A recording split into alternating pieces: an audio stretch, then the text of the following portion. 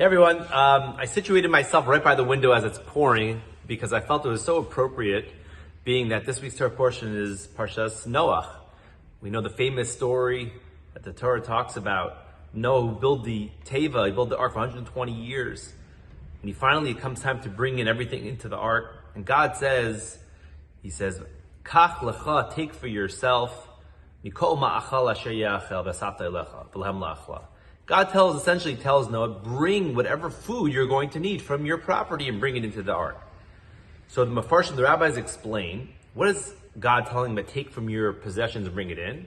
Is that Noah, you shouldn't think that since everyone tomorrow is going to be obliterated, you have all this produce, I can take whatever I want. There's cornfields, get my apples, I'll do whatever I need. Because this guy's not going to be around. Essentially, his property is going to be free for the taking. Let me take it now. What's the difference? God says no.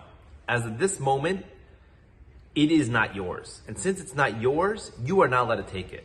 God values truth and honesty in our business dealings and everything that we do. And God tells him, you cannot bring something that doesn't belong to you inside the ark. It's not good for you, and it will contaminate your ark. It's not something you want within your sphere. And I heard a beautiful explanation. Someone extends this. Rabbi Fari, he extends this, and I thought it was beautiful. He says that we're all building tevas, arks in our lives.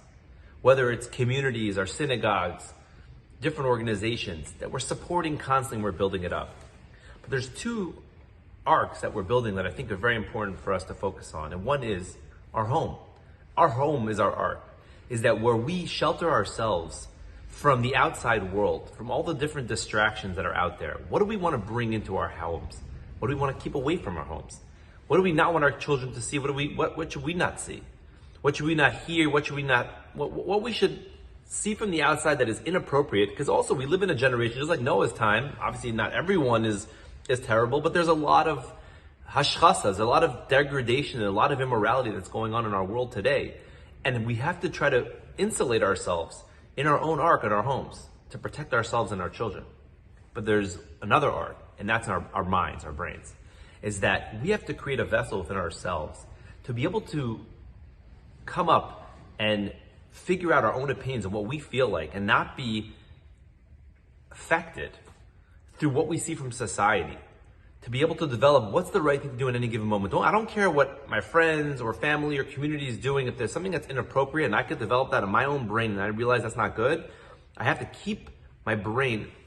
First of all, I have to have the ability to do that. And by doing that, the only way to do that is to protect my own mind from inappropriate things. Things that will, to be honest, not seeing things that we shouldn't see, not hearing things that we shouldn't hear, and keeping myself as holy as possible, which will allow me to develop my own opinions and do the right thing according to the way God wants me to, according to the way the Torah expects of us.